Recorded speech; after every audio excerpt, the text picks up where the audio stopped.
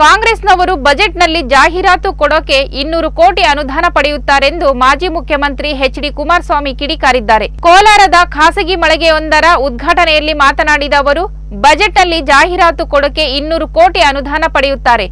ರೈತರು ನಷ್ಟದಲ್ಲಿದ್ದಾರೆ, ಪರಿಹಾರ ಕೊಡೋಕೆ ಹಣ ಇಲ್ಲ. ರೈತರಿಗೆ ತಲಾ 2,000 ಕೊಡ್ತೀವಿ ಅಂತ 620 ಕೋಟಿ ಮೀಸಲಿಟ್ಟಿದ್ದಾರೆ. ಅದರಲ್ಲಿ 75% ಕೇಂದ್ರದ್ದು, 25% ರಾಜ್ಯದ್ದು. ಜಾಹೀರಾತು ಕೊಡೋಕೆ 200 ಕೋಟಿ ಹಣ ಪಾಸ್ ಮಾಡ್ತಾರೆ. ಜಾಹೀರಾತಿನಲ್ಲಿ ಇರುವ ಕಲ್ಲರ್ ಫೋಟೋ ನೋಡಿದ್ರೆ ಹೇಸಿಗೆ ಆಗುತ್ತೆ. ಸರ್ಕಾರ ಯಾರಪ್ಪನ ದುಡ್ಡಲ್ಲಿ ಜಾಹೀರಾತು ಕೊಡ್ತಿದ್ದಾರೆಂದು ವಾಗ್ದಾಳಿ ನಡೆಸಿದರು. ಇವತ್ತು ಈ ರಾಜ್ಯದಲ್ಲಿ ಇರ್ತಕ್ಕಂಥ ಒಂದು ಕೆಟ್ಟ ಸರ್ಕಾರ, ಭ್ರಷ್ಟ ಸರ್ಕಾರ ಇದೆ. ಈ ಸರ್ಕಾರ ತೆಗಿಬೇಕು ಅಂತಕ್ಕಂಥದ್ದೇ ನಮ್ಮೆಲ್ಲರ ನಿಲುವು. ರೈತ ವಿರೋಧಿ ಸರ್ಕಾರ ಇದೆ.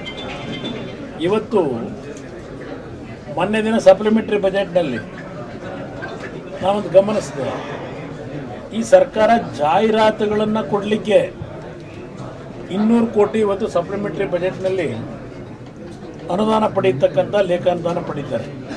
200 ಕೋಟಿ ರೂಪಾಯಿಗಳನ್ನು ನಮ್ಮ ರೈತರು ಇವತ್ತು ರಾಜ್ಯದಾದ್ಯಂತ ಬೆಳೆಯ ನಷ್ಟದಲ್ಲಿ, ರಾಜ್ಯದಲ್ಲಿ ಸಂಕಷ್ಟದಲ್ಲಿದ್ದಾರೆ. ರೈತರಿಗೆ ಬೆಳೆ ಪರಿಹಾರ ಅಂತೇಳಿ 2,000 ರೂಪಾಯಿ ಘೋಷಣೆ ಮಾಡ್ತಾರೆ. 620 ಕೋಟಿ ಇಡ್ತಾರೆ. ಆ 620 ಕೋಟಿನಲ್ಲಿ 75% ಕೇಂದ್ರ ಸರ್ಕಾರದ ದುಡ್ಡು, 25% ರಾಜ್ಯ ಸರ್ಕಾರದ ದುಡ್ಡು. ಇಲ್ಲಿ ಜಾಹೀರಾತುಗಳಿಗೆ ಪ್ರತಿನಿತ್ಯ ಇವತ್ತು ನೋಡಿ ತೆಗೆದರೆ ಅದಕ್ಕೆ ಒಂದೊಂದು ಹೇಸಿಗೆ ಆಗ್ತದೆ. ಆ ಚಿತ್ರಗಳನ್ನ ಹಾಕೊಂಡು, ಕಾಲಕ್ಕೆ ಬಣ್ಣ ಬಣ್ಣದ ಚಿತ್ರನ ಹಾಕೊಂಡು ಜನ ನೀರಿಗೆ ಹಾಹಾಕಾರ. ಇವತ್ತು ಕುಡಿಯೋ ನೀರಿಗೆ ಹಾಹಾಕಾರ ಇದೆ, ದನಗಳಿಗೆ ಮೇವಿಲ್ಲ. ಇವತ್ತು ಜಾಹೀರಾತುಗಳಿಗೆ 200 ಕೋಟಿ ಹೆಚ್ಚುವರಿಯಾಗಿ ಇವಾಗ ಸಪ್ಲಿಮೆಂಟರಿ ಬಜೆಟ್ನಲ್ಲಿ ಮೊನ್ನೆ ಪಾಸ್ ಮಾಡ್ಕೊತಾರೆ. ಯಾರು ದುಡ್ಡಿದು? ಯಾರಪ್ಪನ ಮನೆ ದುಡ್ಡಿದು? ಅವ್ರು ನಾನು ಕೇಳ್ತೀನಿ, ಅವ್ರನ್ನ ಹೇಳ್ತಾರಲ್ಲ ಯಾರಪ್ಪನ ಮನೆ ದುಡ್ಡು ಅಂತೇಳಿ ಕಾಂಗ್ರೆಸ್ನಲ್ಲಿ ಹೇಳ್ತಾರಲ್ಲ. ನೀವು ಮಾಡ್ತಿರೋದು ಯಾರಪ್ಪನ ಮನೆ ದುಡ್ಡಲ್ಲಿ ಜಾಹೀರಾತು, ಬಣ್ಣ ಬಣ್ಣದ ಫೋಟೋ ಹಾಕೊಂಡು ಜಾಹೀರಾತು ಹಾಕೊಂಡು ಕೂತಿಲ್ಲ. ಯಾರಪ್ಪನ ಮನೆ ದುಡ್ಡಲ್ಲಿ? ನಿಮ್ಮ ದುಡ್ಡು ಅದು. ರಾಜ್ಯದ ಜನತೆಯ ತೆರಿಗೆ ಹಣ. ನಾನು 25,000 ಕೋಟಿ ರೈತರು ಸಾಲ ಮನ್ನಾ ಮಾಡಿದೆ. ನಾನು ದಿನ ಪತ್ರಿಕೆಯಲ್ಲಿ ಸಾಲ ಮನ್ನಾ ಮಾಡಿದ್ದೀನಿ ಅಂತ ಸರ್ಕಾರ ದುಡ್ಡಲ್ಲಿ ಜಾಹೀರಾತು ಹಾಕೊಳ್ಳಿಲ್ಲ. ಜನಗಳ ಸೇವೆ ಈ ಥರ ಮಾಡಿದ್ವಿ. ಅದರಿಂದ ಇವತ್ತು ಈ ಸರ್ಕಾರದ ನಡವಳಿಕೆ ಏನಿದೆ, ಇವತ್ತು ಜನವಿರೋಧಿ ನೀತಿಗಳೇನಿದೆ, ಗ್ಯಾರಂಟಿ ಬಗ್ಗೆ ನಾನು ಚರ್ಚೆ ಮಾಡಲ್ಲ. ಗ್ಯಾರಂಟಿ ಬಗ್ಗೆ ಗೃಹಲಕ್ಷ್ಮಿ ಯೋಜನೆ ಮಹಿಳೆಗೆ ಇನ್ನೂ 2,000 ಹೆಚ್ಚಿಗೆ ಕೊಡಿ.